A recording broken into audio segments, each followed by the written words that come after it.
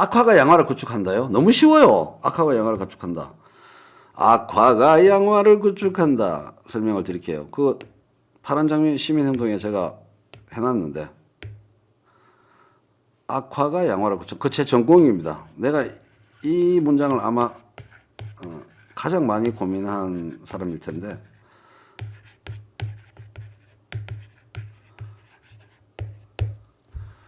악화가 양화를 구축한다. 구축이라는 말이 이제 쫓아낸다 이 말입니다. 쫓아낸다. kick out, drives out. 쫓아낸다. 어디서? 악화는 bad money, bad money. 나쁜 돈. 양화는 good money. 좋은 돈 이 뜻입니다. 그런 게 있죠. 서퍼42님. 명목화폐 지폐가 아니었을 때 은화, 금화였을 때 bad money, good money가 있었어요. 그러니까 1달러, 뭐 1 파운드 스털링이라는 동전에 새겨진 글자가 있잖아요. 은화가 1실링이 있으면은 그걸 녹여 팔면은 1실링이 나오는 겁니다. good money예요, 그거는. 그거를 금속 화폐를 녹여가지고 은으로 팔면 은화 1실링을 녹여가지고 팔면 1실링이 나오는 거예요. 그러면 굿머니입니다. 근데 이걸 녹여서 팔았더니 은이 0.5실링밖에 포함이 안 되면은 bad money입니다. 옛날에. 이해되시죠? 그러니까 우리가 지폐를 쓰는 사람들은 이해를 못 하는 거죠. 지폐는 그냥 인쇄되어 있으면 그 돈이 그 돈이니까. 근데 이거는 은화, 금화 쓰던 때의 이야기예요. 근데 이제 국가가 엘리자베스 1세의 아버지가 헨리 8세가 50%밖에 안 들어간 은이 50%밖에 안 들어간 돈을 막 찍어냈어요. 그럼 나라가 어떻게 될까요? 은이 1실링이 아니고 0.5실링만큼만 들어간 은화를 바깥에 1실링 이렇게 써가지고 은화를 막 찍어내면은 어떤 일이 생길까요? 실제로 그랬습니다. 그게 이제 악화가 양화를 구축한다의 핵심이에요. 사람들은 어떻게 반응할까요? 사람들은 다 알아요. 일단 국가는 사기치는 거죠. 세금을 거둘 필요가 있어요, 없어요? 국가 재정에 돈이 후달렸는데 돈을 찍어내면 세금 걷는 거랑 똑같습니다. 국가가 사기친 거죠. 세금 발행이 필요가 없어. 그냥 돈을 어마어마하게 찍어내면 그 반 50%는 다 내 거야. 그렇잖아요. 1억 실링어치의 금을 만들어 가지고 2억 실링을 만들어내는 겁니다. 그럼 1억 실링은 국가께 되는 거지. 그걸 시뇨리지라고 합니다. 시뇨리지. 주조이익이라고 합니다. 국가화폐 주조이익이라고 하는 시뇨리지 효과를 거두는 거예요. 지금도 이제 그 개념은 있습니다. 당연하죠. 국가는 이 1억 실링을 챙기는 겁니다. 세금 없이. 그게 시뇨리지를 1억 실링만큼 얻는 거예요. 근데 시민들이 바보냐고. 시민들은 어떻게 반응할까요? 다 알아. 이게 함량이 50%밖에 없다는 걸. 그럼 어떻게 하겠어요? 여러분한테 동전이 두 개가 딱 있는데 요거는 옛날에 나온 좋은 돈이야. 이거 녹이면은 1실링이 있어. 요거는 요즘 나온 나쁜 실링이야. 50%밖에 없어. 그럼 여러분이 쌀을 사고 빵을 사고 돈을 이걸 빵 주인한테 줄래요? 빵집 주인한테 줄래요? 이걸 줄래요? 이 좋은 돈을 빵집 주인한테 주겠어요? 빵 사고 나쁜 돈을 주겠어요? 명목화폐만큼의 바깥에 씌어져 있는 돈만큼의 가치가 있으니까 1실링짜리 빵을 살 때 좋은 돈을 주겠어요? 나쁜 돈을 주겠어요? 나쁜 돈을 주지 당연히. 나쁜 돈을 준다는 말은 유통 영역에 나쁜 돈만 쓰인다는 거죠. 좋은 돈은 절대로 물건 살 때 안 써. 좋은 돈은 어디다 쓰겠어요? 집에 찡박아나 녹이거나. 나쁜 돈만 시장의 유통 영역에 돌아다니고 좋은 돈은 시장에서 사라집니다. 인마이 포켓도 장롱 속으로 들어가요. 그게 악화가 양화를 구축한다는 말입니다. 유통 영역에서 나쁜 돈만 유통돼요. 좋은 돈은 축장됩니다. 그게 악화가 양화를 구축하는 게 필연적이라는 거예요. 재밌죠? 그게 이제 헨리 8세 시절에 있었던 일입니다. 너무 쉽죠? 너무 당연한 거예요. 너무 당연히 그럴 수밖에 없어요. 유통력으로 따지면 굿머니는 유통력이 있습니까? 없습니까? 귀금속 가치는 있을지 몰라도 유통력이 빵에 배드머니가 굿머니예요. 그래서 지폐가 만들어진 거예요. 예, 그래서 지폐가 만들어진 겁니다. 자, 두 번째 일이 있었어요. 두 번째 일을 얘기해 드릴게요. 1960년대 미국. 1960년대 미국으로 갈게요.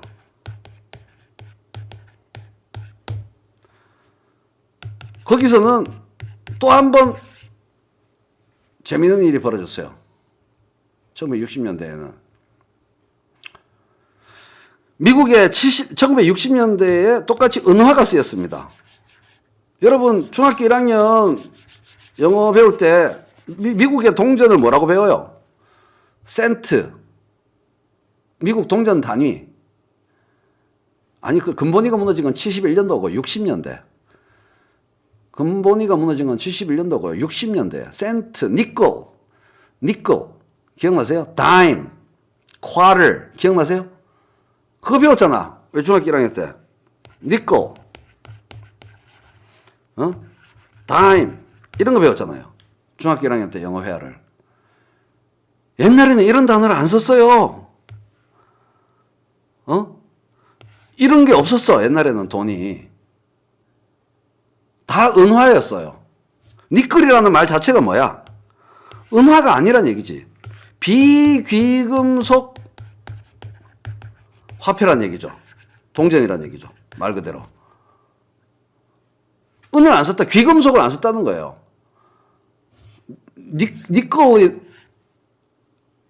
니끌이라는 말 자체가, 니켈이라는 말 자체가 은화를 안 썼단 말이잖아요. 그러니까 이게 생긴 지가 얼마 안 된 거예요. 몇십 년 안 된 거예요. 니끌이나 다임이 생긴 게. 옛날에는 다 은화였어요. 은화, 금화 이런 거였어요. 미국도. 불과 60년대만 해도. 60년대만 해도 은화였습니다. 주요한 동전이. 근데 난리가 났습니다. 근데 문제가 생겼습니다. 이게 사라졌어요. 60년대에 은화를 썼는데 은화가 다 사라졌어요.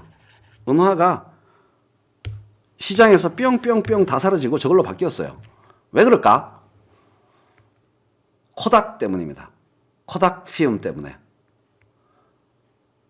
코닥하고 무슨 상관이 있지? 카메라 코닥. 착각.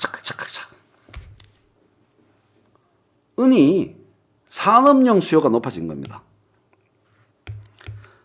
돈 만드는 수요보다 산업용 수요가, 필모그래피에서 필름 만드는 공정에 산업용 수요가 너무 올라가서 빵 살 때 돈 쓰는 이 녹여가지고 은을 파는 게 돈이 더 되거든. 이해되세요? 갑자기 은 가치가 너무 올라가가지고 1달러, 1센트, 이거에 은으로 빵 사느니 이걸 녹여가지고 저쪽 공장에 파는 게 몇 배의 이익이 되는 거예요. 그러니까 안 되겠는 거야. 큰일 난 거야, 미국에서. 그래서 중대한 결심을 하게 됩니다. 화폐의 본질에 대한 성찰을 하게 돼요. 미국이. 화폐는 명목 화폐인가? 실질 그 귀금속 가치인가? 그래서 닉슨이 근본이제 폐지하기 전에 실험을 하게 돼요. 60년대에. 그냥 숫자만 찍어가지고 돌리는 거야.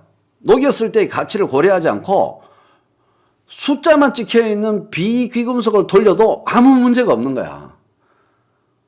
결국 이것도 악화가 양화를 구축한 거예요. 그 돈을 녹여서 팔았을 때의 가치가 보장되지 않는, 팔아봤자 돈 안 되는 거야. 그래서 그걸로 다 대체가 된 겁니다. 그래서 아무 문제가 없는 거야.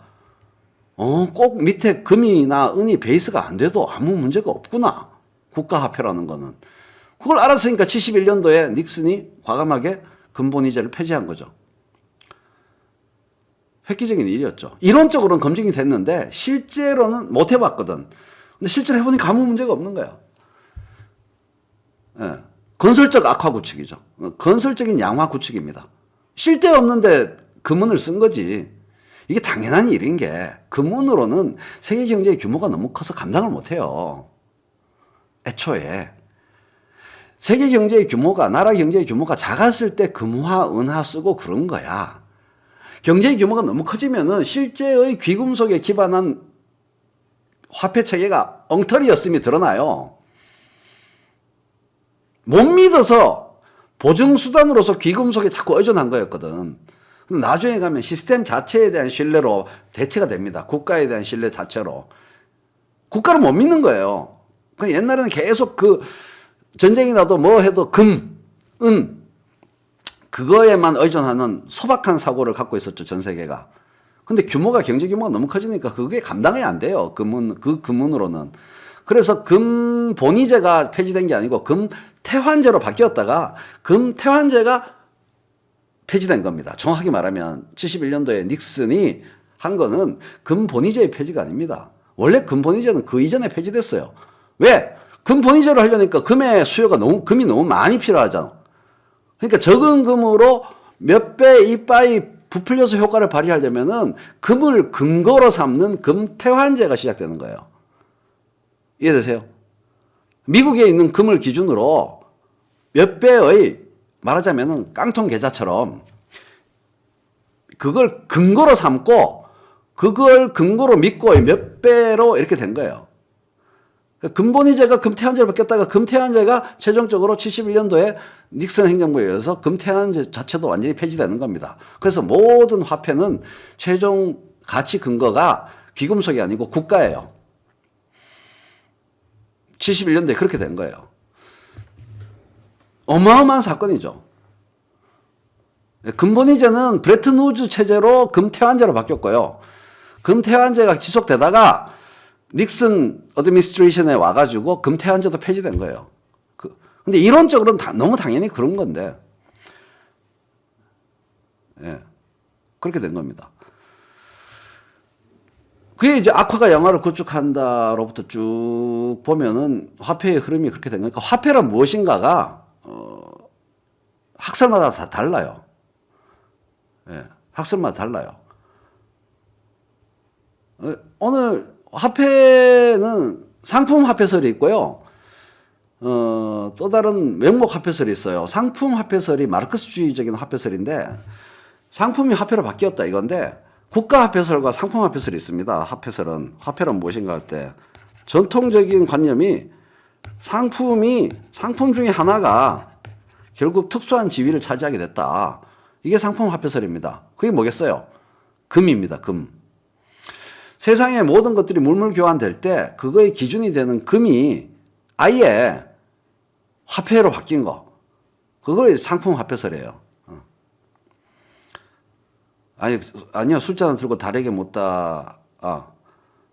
아니에요. 술잔을 들고 다르게 못다님은 완전히 구석기 시대 얘기하고 계시는 겁니다. 그거는 미국에 대한 반감으로 이상한 이론을 만들어낸 거예요. 그러니까 제발 기축통화 이런 얘기 좀 하지 마세요. 전 세계의 모순과 이 나라 전 세계가 이렇게 개작 같은 세상이 된 거는 미국이 달러를 찍어내고 어쩌고 저쩌고 기축통화 이거는 완전히 그냥 이야기일 뿐이에요. 미국 미워하는 얘기. 그렇지 않습니다. 상품 화폐설이 있고 이제 제가 지지하는 국가 화폐설이 있고요. 새로운 이론은 징벌 화폐설이 있습니다. 이건 뭐야 이거? 이게 실제로 학설이, 세계적인 학자들이 있는 거예요. 조금 전에 말씀드린 제 얘기는 징벌화폐설이죠. 아니, 국가화폐설이죠. 국가가 최종 보증수단. 국가화폐설이 제일 말이 돼요. 왜냐하면 옛날에 로마 사람하고 신라 사람이 실크로드에서 만났어. 무역을 해야 돼요.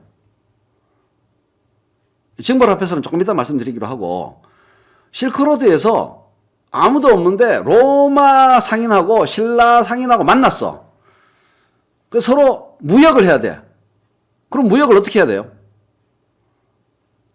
무역하는 방법이 어떻게 무역이 이루어질까? 물물 교환을 왜 합니까? 화폐로 주고받으면 되지. 로마의 어떤 물품과 신라의 어떤 물품을 왜 화폐가 개입이 없죠? 화폐로 교환하면 되는데 왜 화폐를 안 썼을까? 언제 봤다고? 실크로드에서 로마도 신라를 못 믿고 신라 사람도 로마를 못 믿어서 둘이 공통으로 믿을 만한 스탠다드가 없기 때문에 화폐가 성립하지 않는 거예요. 그래서 금 아니면 물물 교환인 겁니다. 그러니까 금화가 아니고 그냥 그라무 재가지고 그건 믿을 수 있지. 그렇죠. 그게 화폐가 없는 거예요. 금이거나 물물 교환이거나 나중에 그거의 가치를 의존할 만한 다른 수단을 필요로 하지 않고 그 자리에서 서로 인증되는 거. 아니 금화 말고 그냥 금. 그렇죠. 그러니까 로마 사람하고 신라 사람 만나는데 신라 사람은 줄 게 없어. 로마 사람한테.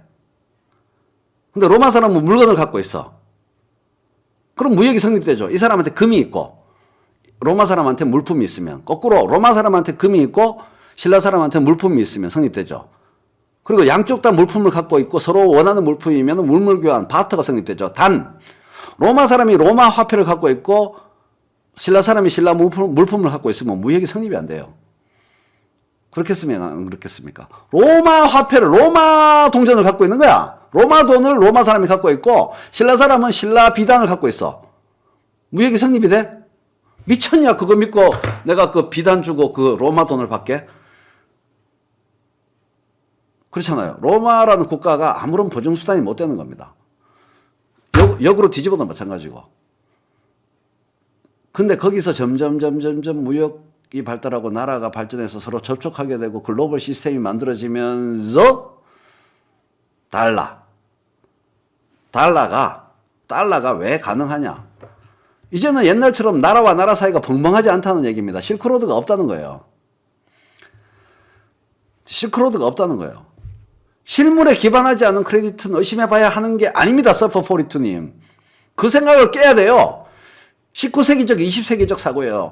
신용이 실물에 기반해야 된다는 것이 신자유주의나 자본주의에 대해서 막연한 낭만주의적 계김을 만들어내는 거예요. 그렇지 않아요. 세상은. 자본주의가 돌아가는 거는. 실물에 집착하는 게 200년 전 생각이에요. 국가예요. 은행이 아니고 국가입니다. 최종 근거지는 국가입니다. 그래서 그걸 모르는 사람들이 비트코인에 환장하는 거예요. 실물에 기반하거나 희소성의 화폐의 원천적인 기원이 희소성과 실물이라고 생각하는 사람들이 비트코인 같은 걸 만들어내고 착각하는 거예요. 그렇지 않아요. 안드로메다의 사람하고 우리하고 만나면은 금으로도 물물 교환밖에 없어요. 안드로메다 우주인하고 우리가 우주 공간 중간에서 만나면은 무역이 성립하는 방법은 금으로도 안 돼요. 안드로메다에 금빛깔이면 어떡할 건데? 이해되세요? 안드로메다의 금빛깔이고 우리는 금이 없고, 그래서 우주 공간 중간에서 만나서 무역을 하면은 물물 교환 외에는 아무런 방법이 없어요. 유동성을 늘리는 게 답입니다. 서퍼42님. 그게 실물적 사고고 인민의 생활을 방해하는 구시대적 경제학적 세계관이에요. 실물에 기반하고 실물의 가시성에 의존하고 유동성을 늘리는 것은 뭔가 사기 같고 그걸 악이라고 보는 그런 구시대적 경제학적 사고를 버려야 돼요. 하고 답답해.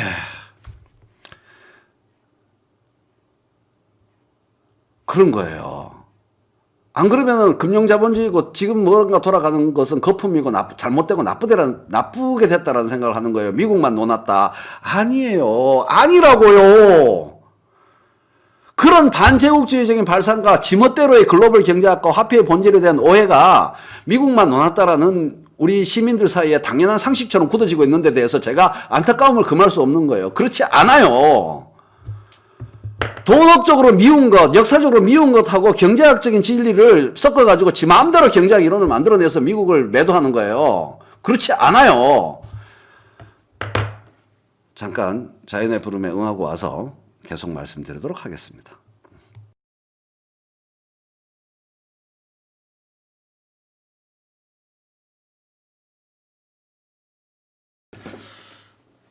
미국에 대한 그런 기축통화 운운은 재벌이 돈 쌓아놓고 안 쓴다라는 매도랑 같은 얘기예요. 도덕과 경제학을 혼동하는 거예요. 재벌이 돈 쟁여놓고 안 쓴다라는 지탄이 핀트가 어긋난 것처럼 미국이 그런 식으로 돈을 찍어내가지고 어쩌고 저쩌고 그렇게 간단하게 얘기할 문제가 아니에요. 통념이 잘못됐다는 거예요. 민주 시민들 사이에 당연한 규탄의 논리가 무근거하다는 얘기입니다. 엉뚱한 규탄이라는 얘기예요. 제가 계속 드리는 말씀이. 오랜만에 경제학 얘기하네요. 그래서 아니 미학자도 화폐는 몰라요. 제가 미학자가 아닙니다. 제가 시간을 가장 많이 바친 것은 경제학이에요. 근데 경제학설사, 경제사입니다. 저는 미시 거시 경제학 공부하는데 시간을 안 써요. 저는 그건 한번 보고 마는 거고 뭘 그걸 내가 법률 기술자 되는 것처럼 법정 공부하는 것처럼 법철학을 공부해야지 제가 무슨 법전을 달달달 외울 일은 아닌 것처럼 미시 거시 경제 공부하는 건 한번 보는 걸로 땡이고 저는 경제사를 많이 봤어요. 그래서 이 말씀을 드릴 수 있는 거예요. 징벌화폐설은 뭐냐? 그러니까 국가화폐설은 화폐의 기원이 세금하고 굉장히 세금으로 예를 들면 균전법이 뭡니까? 균전법. 대동법, 균전법이래. 대동법의 포인트가 뭐예요? 광해군이 시도했던 거. 대동법. 스탠다드입니다. 세금을 일원화시키는 거죠. 하나의 세금 내는 수단을 일원화시키는 겁니다. 토지공유 사유주의 그런 거 아니에요. 전부 하나로 대동. 세금의 부담을 동하게 하는 게 아니에요. 쌀로 표준화시키는 겁니다. 대동법의 핵심은 평등주의적 사유주의인 걸로 오해하시는 분이 있는데 아닙니다. 대동법의 핵심은 그 하나의 단위로 일원화시키는 것의 의미에 대해서 말씀드리는 건데요. 징벌화폐설은 뭐냐? 마을에서 말이에요. 나쁜 놈이 이웃을 좁혀가지고 어금니가 2개 나가게 했어요. 근데 또 다른 경우에 때려가지고 애가 죽었어. 어떻게 하죠? 마을에서 한 놈이 왈패놈이 다른 이웃을 때려가지고 이빨 2개 나가게 한 경우와 잘못 때려가지고 죽인 경우에 마을 원님이 징벌을 어떻게 해야 됩니까? 징벌을 어떻게 해야 돼요? 여러분이 마을 원님이고 영주다. 징벌을 차등을 줘야 되죠. 이 나가게 한 놈이랑 죽인 놈이랑 똑같이 할 수는 없잖아요. 예.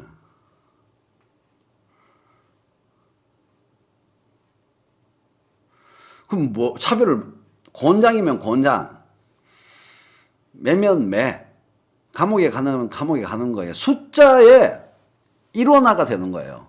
징벌화폐설이란 애초에 숫자의 일원화 과정입니다. 다양한 종류의 질적으로 다른 범죄가 있는데 그거를 하나의 양으로 일원화시키는 거예요. 그렇겠죠? 즉, 그 한 개인의 의무를, 국가에 대한 의무를 숫자로 일원화되는 과정에서 화폐가 나왔다라는 징벌 화폐설도 있어요. 근데 굉장히 설득력이 또 있습니다. 근데 문제는 최종 보증수단이 이게 국가가 없으면 화폐는 성립하지 않는다는 거예요. 국가가 없으면 화폐는 성립하지 않는다는 겁니다. 최후 보증수단이 국가예요. 그렇기 때문에 비트코인이라는 것은 말도 안 되는 얘기란 얘기예요. 크립토커런시, 암호 통화로서의 비트코인이 왜 말이 안 되는지, 그냥 크립토 에세트라고 하면 말이 돼요. 이건 말이 돼요. 그러니까 지금도 가격이 오르고 내리고 그러잖아요. 제가 말이 안 된다고 보는 거는 뭐냐 하면, 그 사람들이 그 일본의 누굽니까? 이거로 주장하는 거는 말이 안 된다는 얘기예요. 애초부터.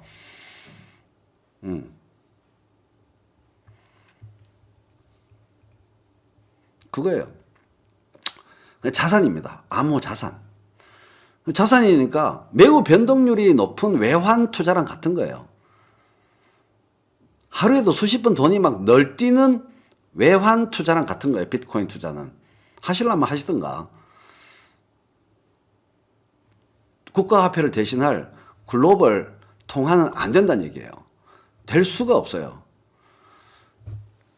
그래서 제가 뭐 페이스북 어쩌고 저쩌고 뭐 무슨 뭐 온갖 뭐 저기 크립토 머니가 나온다고 했을 때 내가 코웃음도 안 친 게, 페이스북에서 암호 통화를 만들어낸다, 리브라 만들어낸다, 와 저는 신경도 안 썼어요.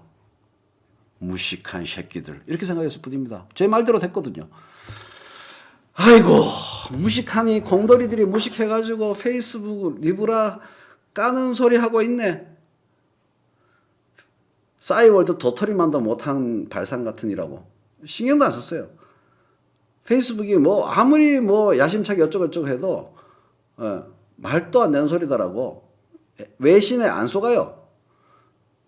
근본적으로 화폐의 본질을 알면 그런 개구라에 안 속는 겁니다. 그래서 비트코인 등의 크립토 에세트는 등락 법칙과 등락률에 대해서 도대체 알 수 없는 외환 투자랑 같아요. 외환 투자랑 같아요. 페이스북이 리브라의 사활을 걸고 어쩌고 하는데 쟤들이 경제학적으로 무식해서 그런 겁니다. 공돌이들이. 그냥 매우 위험한 자산 투자와 같은 거예요. 통화가 될 수가 없어요. 그러니까 무슨 얘기냐면, 희소성만으로 그것이 그러니까 화폐의 본질에 대해서 사토시 걔가 암호학에서 출발한 애거든요. 화폐의 본질을 모르니 화폐의 본질을 희소성이라고 본 거예요. 애초부터 철학적으로, 경제학적으로 핀트가 어긋났기 때문에 별 디랄 발광을 해도 안 된다 이겁니다. 통화가 될 수 없는 걸 통화라고 우긴 거예요. 애초에 전제가 잘못된 거예요. 화폐란 무엇인가를 지 멋대로 생각하고 탈중앙화된 어쩌고 저쩌고 개소리를 한 거예요.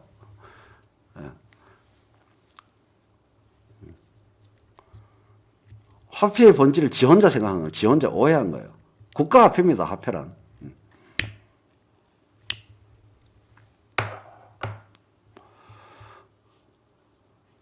그러니까 서퍼42님은 MMT 이론을 부정하시는 거군요.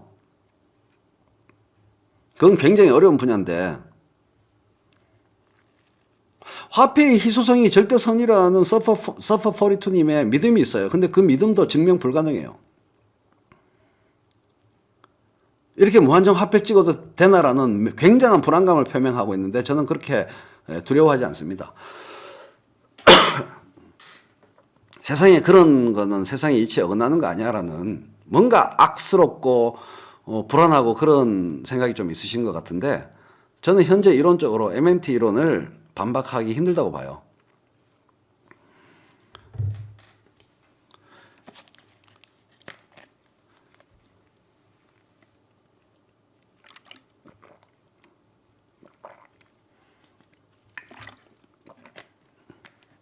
모든 일이 뭐 한 번도 겪어본 적이 없는 거죠, 뭐. 그러니까 새로운 시대죠.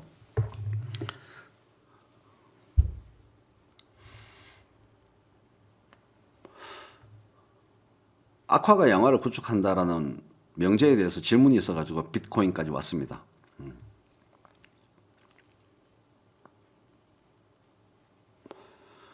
이게 마르크스주의 경제학에서 굉장히 중요한 문제거든요. 이 화폐란 무엇인가, 상품이란 무엇인가가 굉장히 중요한 겁니다. 신용, 그래서 나중에 신용이란 무엇인가, 금융자본주의란 무엇인가, 뭐 케인스주의, 뭐 다 여기서 문제가 되는 거라서 굉장히 중요한 문제예요. 그러니까 뭐냐면 인간이란 무엇인가만큼 어려운 거예요. 화폐란 무엇인가가. 사회관계의 모든 총체이기 때문에 아니요, 저는 어려운 사람들에 대한 걱정이기 때문에 그런 보수적인 자세가 어려운 사람들을 도와줄 수 있는 길을 차단하는 것일 수도 있다 이 말이에요. 국가가 사기치는 거라고 생각하지 않으셨으면 좋겠다 이거예요. 오히려 국가는 그렇게 할 생각이 없어요. 지금 대부분의 우리나라 같은 경우에 특히. 그러니까 이 유통화폐량을 늘리는 거, 유동성을 늘리는 거에 대해서 굉장히 네거티브하게 보시는데 저는 그렇게 안 봅니다. 바로 그런 관념 때문에 이 국채 발행에 있어서도 그렇게 저항이 많은 거고요. 예. 저는 그렇게 생각 안 해요.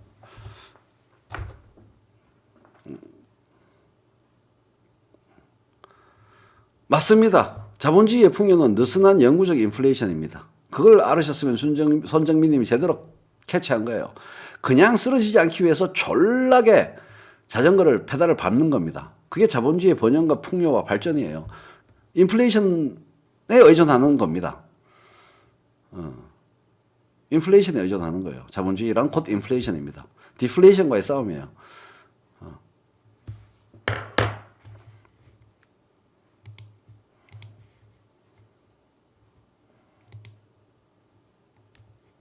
잠깐만요. 이상한 또 계정이 또 들어왔네. 아, 이거 참. 아예 섹스란 단어를 금지어로 만들어 놔야겠다. 안 그러면 저거 못 맞겠는데. 그러니까 인플레이션이 중단되면 끝나는 거예요. 자본주의는. 무슨 얘기냐면 예. 돈을 갖고 있으면 손해가 되는 사회를 만드는 것이 자본주의입니다. 포인트는 돈을 갖고 있으면 병신되는 체제, 그게 자본주의입니다. 돈을 갖고 있는 게 이득이 되는 순간 자본주의는 올스탑이에요. 그게 인플레이션이란 말입니다. 인플레이션이라는 말 뜻은 돈 갖고 있는 사람이 병신되는 사회, 그 상태, 그게 인플레이션이에요.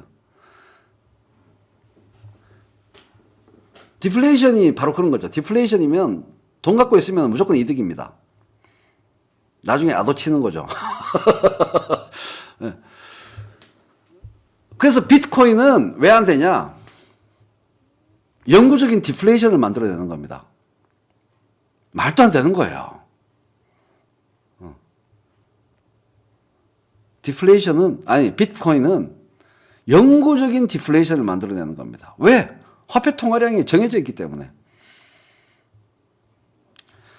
전체 화폐 통화량이 비트코인은 정해져 있잖아요. 희소성을 유지하니까 총 얼마가 있잖아요. 그런 순간 재화의 양은 늘어나는데 화폐의 양은 정해져 있기 때문에 끊임없는 내가 1비트코인을 갖고 있으면 안 쓰는 게 남는 겁니다. 1비트코인으로 살 수 있는 재화의 양이 지속적으로 늘어나기 때문에 1비트코인을 안 써요. 그 순간 자본주의는 다 꽈다당해요. 세계 경제가 다 무너져요. 그러니까 절대 통화가 될 수 없는 거예요. 비트코인이 세계 통화가 되면 큰일 납니다. 월급 100만 원 주기로 했는데 1월 달에 월급 100만 원 주기로 노무 계약을 체결했는데 1월 달에 100만 원으로 살 수 있는 게 쌀 한 가마니인데 12월 달에는 100만 원으로 살 수 있는 게 쌀 두 가마니가 되는데 그 노무 계약이 성립할 수 있겠어요? 내가 은행에서 1비트코인을 대출을 받았어요. 이자율이 0%라 하더라도 허리 부러지는 겁니다. 연말에 갚아야 될 돈이 똑같이 1비트코인이라 하더라도 그것으로 살 수 있는 재화의 양이 늘어나 버리기 때문에 모든 채무계약은 말도 안 되는 계약이 되는 거예요. 완전히 엉터리예요. 그거를 처음부터 보는 사람은 비트코인 나오자마자 말도 안 되는 소리라고 얘기를 한 거예요. 화폐의 본질을 보는 사람은. 이게 영구적인 디플레이션입니다. 돈을 안 쓸수록 유리한, 안 쓰면은 저절로 그 1비트코인으로 살 수 있는 재화의 양이 계속 늘어나는데 그걸 누가 씁니까? 따라서 모든 산업 활동이 즉각 스탑돼요. 유통 영역에 돌아가 다니니까 통화라고 그러는데 유통 영역에 돈이 안 나오는데 그게 무슨 통화예요? 커런시. 커런트가 달리다라는 뜻이거든요. 유통 영역에 안 나오는데 무슨 그게 통화입니까? 찡박아 놓은 자산이죠. 커런시란 유통 영역에서 커런트하게 돈다 이 말이거든요. 안 돌아 돈이. 장롱에 컴퓨터 안에 처박혀 있어. 그럼 통화가 없는 세상이 되는 거죠. 화폐가 없는 세상이 되는 거예요. 말도 안 되는 거죠. 얼마나 그 가장 근본적인 논리만 점검하면 얼마나 말이 안 되는지가 그 경제학자들 중에 비트코인 말도 안 되는 소리예요. 말도 안 되는 소리예요. 경제학의 기본. 근데 이게 미시거시 공부하면 잘 몰라요. 경제사랑 함께 보면은 화폐의 본질에 대해서 잘 모르기 때문에 그 뉴욕 대학의 그 양반 이름입니다. 그 양반이 저하고 똑같은 논리인데 통화가 될 수 없다는 거. 그러니까 위험한 자산이에요. 위험한 자산입니다. 통화는 국가 화폐만 통화가 될 수 있어요. 예. 통화만 국가 화폐만 통화가 될 수 있는 거예요. 축적되는 게 무슨 화폐입니까? 돌아야 화폐죠. 그 자본주의란 끊임없이 자본주의 모든 구성원들이 돈을 주머니에 찡박아 놓고 싶지 않게 만드는 게 자본주의입니다.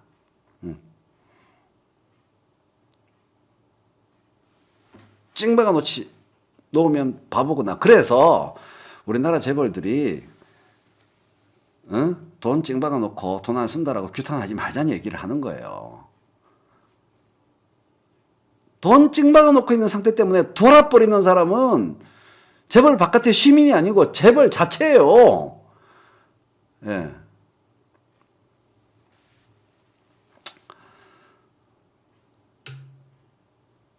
돈 찡박아 놓고 투자 안 한다라고 재벌 욕하지 마시란 얘기예요.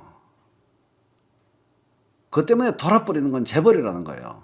자본 자체가 미치고 펄짝 뛴다는 얘기예요. 그걸 가지고 뭐라 그러면 어떡합니까? 투자 안 하면 죽는데. 삼성이 투자 안 하고 LG가 투자 안 하면은 지들이 죽는 걸 지들이 알아요. 해외 자본들은 계속 투자를 하는데요. 그 R&D 비용이라는 게 그거 아닙니까? 투자 중에 일부잖아요.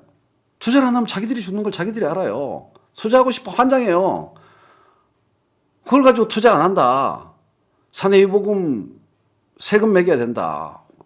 환장할 소리예요, 그게. 삼성이 130 몇 조를 투자하기로 결정했죠, 작년에. 그 EUV, 파운드리 산업 등등등 해서 투자하기로 결정했잖아요. 그게 자본투자 촉진법하고 상관없습니다, 삼성은. 매출액이. 투자를 촉진하기 위한 법률과 아무 상관이 없는데 투자를 결정했어요. 법률로 되는 게 아닙니다, 투자는.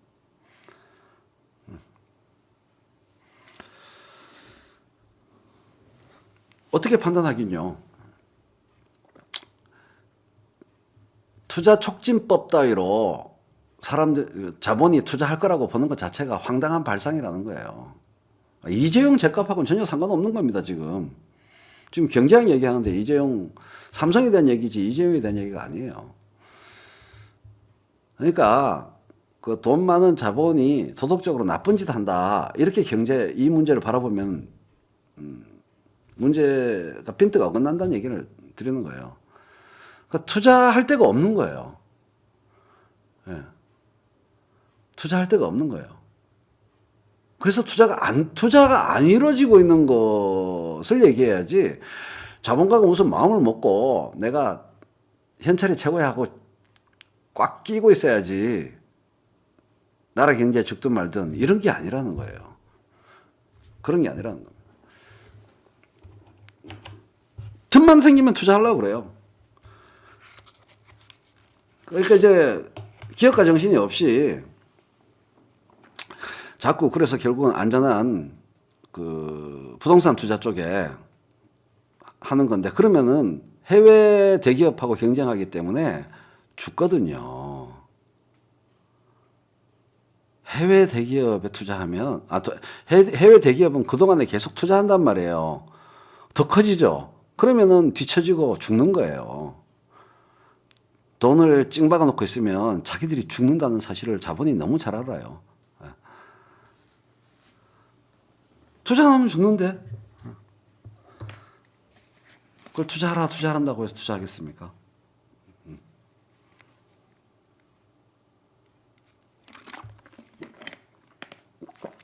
하여간 뭐 경제학은 뭐 일반 통념이랑 많이 달라서요. 어떤 부분에서는. 근데 이제 마르크스 경제학도 그런 거예요. 자꾸 실물에 의존하려고 하는 겁니다. 진리가 있다고 생각하는 겁니다. 자꾸. 절대적 가치가. 그렇지 않아요. 어떤 상품에 뭐 절대적인 진리값, 가치가 있다. 거기에 맞춰져야 된다라는 꼴통 생각이 있는 거예요. 그렇지 않습니다. 전부 심리입니다. 사회 구성원들의 심리예요.